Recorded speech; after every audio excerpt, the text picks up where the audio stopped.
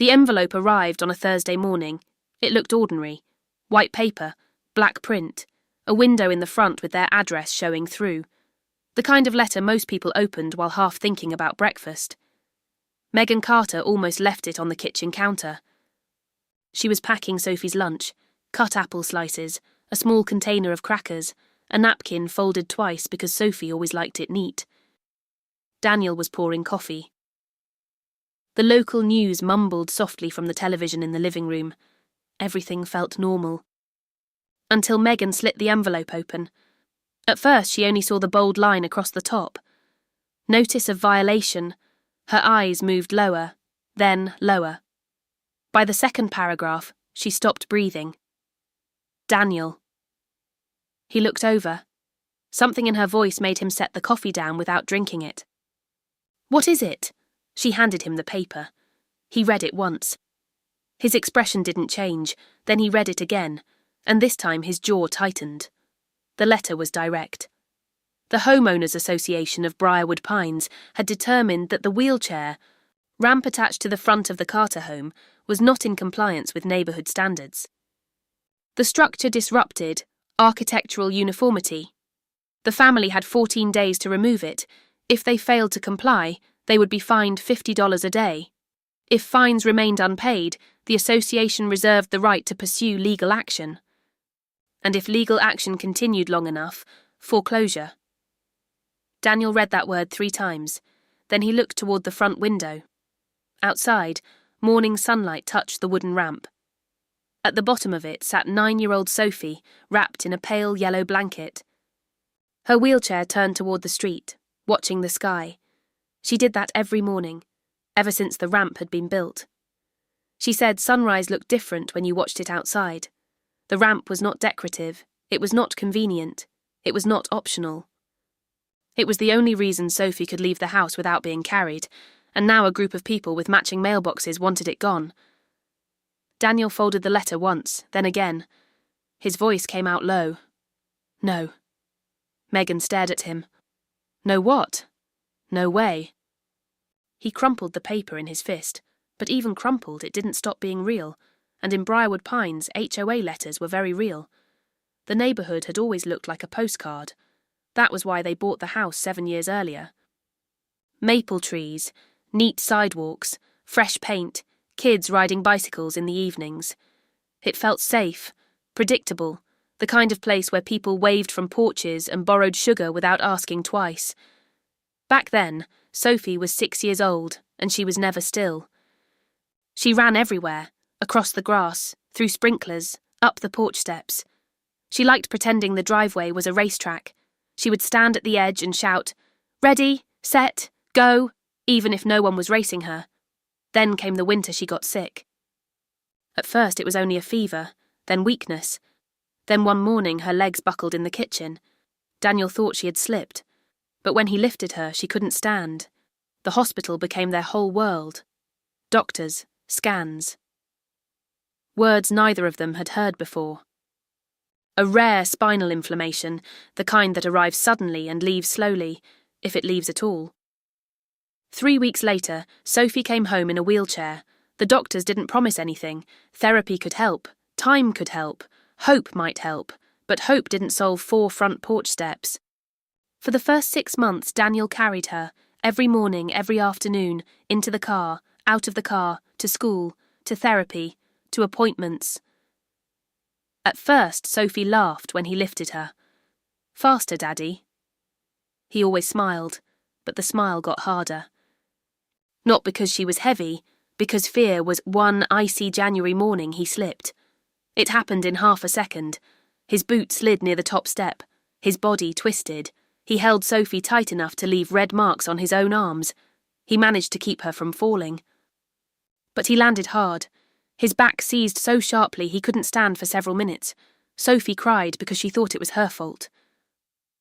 That night, Megan sat at the kitchen table long after Sophie had gone to sleep. She cried so quietly, Daniel almost didn't hear it. The next morning he borrowed tools. He watched online videos late at night, measured, cut, sanded, painted. 3 weekends later, the ramp was finished. It wasn't fancy, but it was solid. He ran his hand over the railing 3 times before letting Sophie use it. Then she rolled down by herself. Halfway down she lifted both hands. "I'm flying!" Megan cried again. But those tears felt different. For 11 months, nobody complained. Not one neighbour. Not one warning. Not one note. Then the letter came. That afternoon, Megan called the HOA office. Her hand shook so badly she almost dialed wrong twice. A receptionist answered in a voice so calm it made Megan angrier. "There has to be a mistake," she said. "No, ma'am. It's a wheelchair ramp. Yes, ma'am. It's for my daughter." "I understand." Megan gripped the phone harder. "Then how can this even be happening?" "The board reviewed the structure. It does not meet community visual guidelines." Megan closed her eyes. "Visual guidelines. Yes, ma'am. My daughter can't walk." A short pause. Then the woman said, "The board meets Tuesday if you wish to appeal." Tuesday. 5 days away. 5 days to sit with fear. That night the house felt different. Even the walls felt tense. Daniel barely touched dinner. Megan kept staring at the letter on the counter. Sophie noticed before either of them said a word. She rolled to the kitchen doorway. "Why are you both acting weird?" Megan forced a smile. "We're not." Sophie narrowed her eyes. She had Daniel's eyes. "And Daniel's way of spotting lies." "Yes, you are." Daniel knelt beside her. "Just grown-up stuff." Sophie looked down at her hands, then asked very quietly, "Did I do something wrong?" Megan felt something break inside her. She dropped beside the wheelchair. "No," she said immediately. "No, sweetheart. Never." "Then why are you sad?" Megan didn't know how to answer that, because how do you explain to a child that adults can be cruel for reasons so small they don't even make sense? Tuesday night, the Carters walked into the Briarwood clubhouse. The building smelled faintly of lemon cleaner and old carpet, rows of folding chairs, fluorescent lights, a long table at the front. 3 board members. In the middle sat Gerald Whitmore. 72 years old, retired insurance executive. Silver hair combed perfectly. Blue blazer, a gold watch that caught the light every time he moved his hand. He looked like a man who believed every problem could be solved by a rule. Megan carried a folder thick with papers. Doctor's letters, therapy reports, photographs. Daniel came straight from work. There was still grease on one sleeve. When their turn came, Megan stood. At first her voice shook, then it steadied. She explained the diagnosis, the hospital, the fall on the ice, the need for safe access. Then she placed the doctor's letter on the table. "It says clearly," she said, "that this ramp is medically necessary." Gerald barely glanced at it. "No one disputes your daughter's circumstances." "Then why are we here?" Daniel asked. Gerald folded his hands. "The issue is exterior consistency." Daniel blinked. "It's a wheelchair ramp. It remains visible from the street." Megan leaned forward. "We couldn't afford a custom one. My husband built this himself." Gerald gave a thin, practiced smile. "The board is sympathetic." "Sympathetic?" Daniel said. "Yes. Sympathetic would be leaving us alone." A few people in the back shifted. Gerald's expression hardened almost imperceptibly. "The board suggests exploring alternative access options. Our backyard doesn't connect to the driveway." "Then perhaps," Gerald said, "another property might better suit your family's needs." The room went still. For a moment Megan thought she had misheard. Then she realised she hadn't. "You're telling us to move?" "I'm saying some homes are more practical than others." Daniel stood so fast his chair scraped loudly across the floor. "You don't get to say that." Gerald looked annoyed now. "Mr. Carter, you do not get to tell my daughter she doesn't belong here." The board voted, 3 hands. The violation stood. 10 days left. The next morning, Mrs. Alvarez came over. She lived directly across the street, 68 years old, short grey hair, sharp eyes, a woman who somehow knew every package delivered on the block. She knocked once and walked in when Megan opened the door. "I heard," she said. Then she handed over a casserole dish, and I came to say that man ought to be ashamed. Megan almost cried again, but this time she didn't, because for the first time since Thursday, she didn't feel alone. By noon, 2 more neighbours stopped by. By evening, 6, a retired nurse, a father with twin boys, a teenage girl from 3 houses down who offered to repaint the ramp, a young couple who had only moved in last spring. None of them had come because of rules.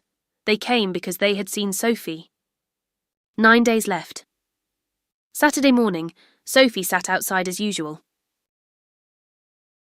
Blanket over her legs, hands tucked under her chin. Mrs. Alvarez stood on her porch across the street.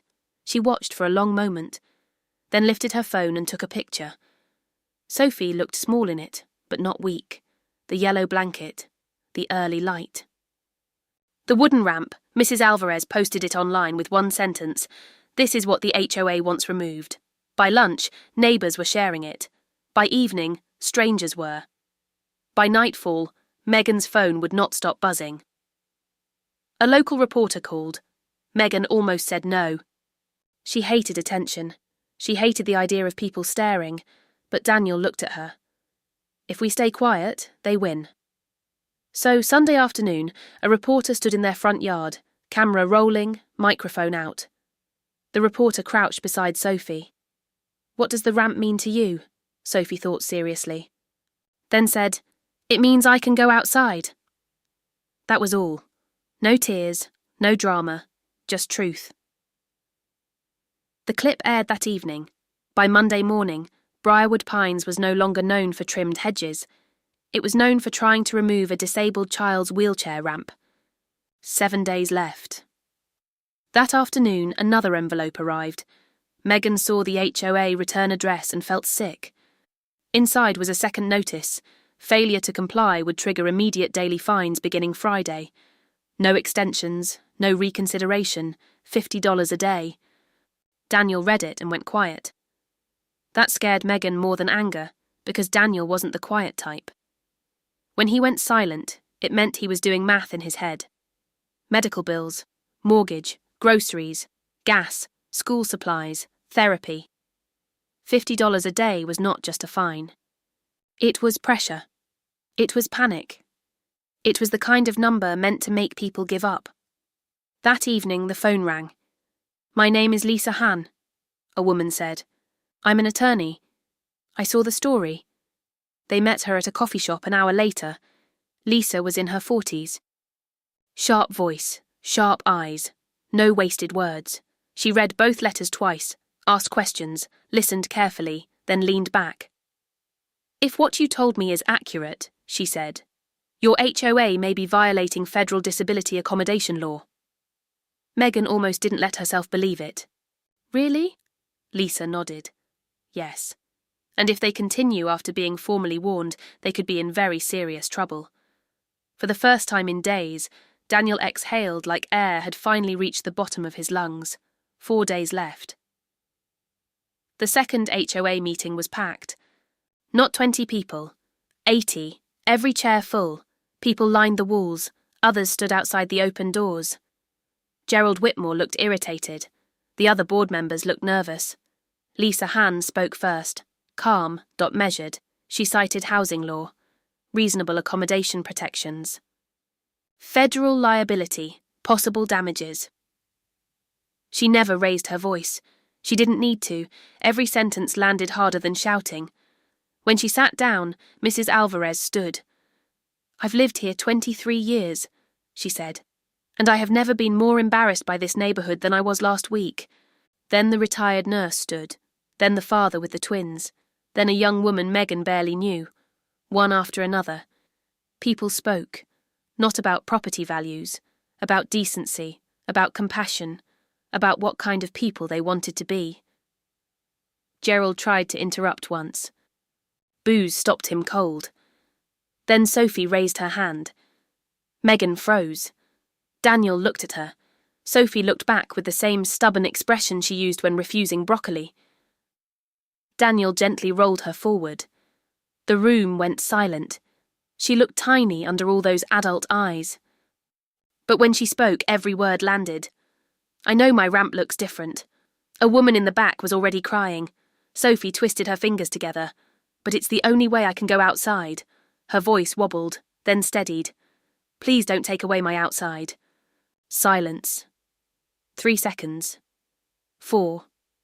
Then someone clapped, then another, then everyone. People rose to their feet, not polite applause, not social applause, the kind that comes from heartbreak and fury colliding at the same time. The board left the room. 12 minutes. No one moved while they were gone. When they came back, Gerald wouldn't look at the Carters. His voice had changed. Smaller now. The board has reconsidered. He swallowed. The violation notice is withdrawn. The room erupted. Megan covered her mouth with both hands. Daniel bent down and wrapped Sophie in his arms, but Gerald kept reading. All fines are cancelled. More applause. Then something unexpected happened. Karen Lewis, one of the board members, spoke. She had been silent through both meetings. Until now. I want it entered into the record, she said carefully, that I voted against enforcement. Another board member stood beside her. I did too. Gerald's face changed. For the first time all night, he looked uncertain, and suddenly he looked exactly what he was. Not powerful, just alone. He resigned 2 weeks later, officially for personal reasons. No one believed that. At the next HOA election, 3 new board members were voted in. Mrs. Alvarez won one of the seats. The first policy they passed was simple. Any accessibility modification required for disability access would be automatically approved. No fines, no hearings, no letters. Just yes. Winter came early that year. One Saturday afternoon, Daniel pulled into the driveway after work and stopped. Half the neighbourhood was in his front yard, lumber stacked near the walkway, a contractor kneeling by the railing, a teenager with a paintbrush. Mrs. Alvarez waved him over. We had a thought. What thought? She smiled. If the ramp's staying, it ought to look like it belongs. For 2 days, neighbours worked. They widened the landing, smoothed every edge, added flower boxes, installed stronger railings. A local contractor donated weatherproof wood. The teenage girl painted tiny stars along the side because Sophie loved stars. On Monday morning, Sophie rolled down slowly. She stopped at the bottom, looked around and smiled. It's prettier now. Megan laughed through tears. Yes, she said. Yes, it is. Spring came. Therapy continued. Progress was slow, hard, painful.